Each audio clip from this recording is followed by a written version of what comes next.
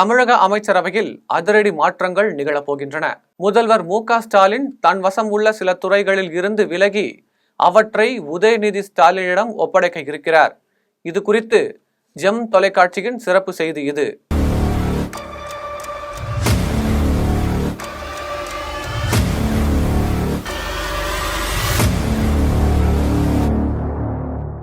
தமிழக அமைச்சரவையில் அதிரடி மாற்றங்கள் செய்யப்படலாம் என சமீப காலமாக செய்திகள் வெளிவந்து கொண்டே இருந்தன. இந்த நிலையில் முதலமைச்சர் மு.க.ஸ்டாலின் அமெரிக்கா செல்வதாக இருந்தார். தற்போது அவரது உடல்நிலை காரணமாக அமெரிக்கா பயணம் தள்ளி வைக்கப்பட்டுள்ளது.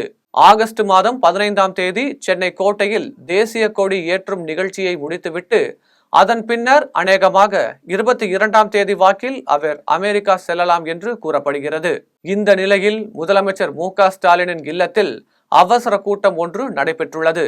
இந்த கூட்டத்தில் திமுக மூத்த அமைச்சர்கள் சிலர் கலந்து கொண்டனர். இந்த ஆலோசனை கூட்டத்தில் காலதாமதம் செய்யாமல் உடனடியாக தமிழக அமைச்சரவையில் மாற்றம் செய்வதற்கான முடிவுகள் எடுக்கப்பட்டுள்ளன.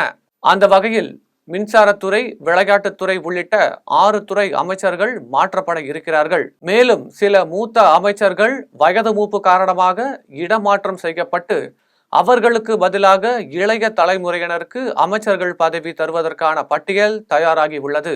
அநேகமாக உதயநிதி ஸ்டாலின் துணை முதல்வராக அறிவிக்கப்படலாம் என தெரிகிறது. இதனையடுத்து முதலமைச்சர் மு.க.ஸ்டாலின் வகிக்கும் பதவி உள்பட சில பதவிகளை உதயநிதி ஸ்டாலினிடம் ஒப்படைக்கும் திட்டம் இருக்கிறது. உடல்நிலை காரணமாக மு.க.ஸ்டாலின் சில பதவிகளை உதயநிதி ஸ்டாலின் வசம் ஒப்படைப்பதாக சொல்லப்படுகிறது. ஒரு சில தினங்களில் இந்த அதிரடி அமைச்சரவை மாற்றம் நிகழும் என அரசியல் வட்டாரங்கள் தெரிவிக்கின்றன.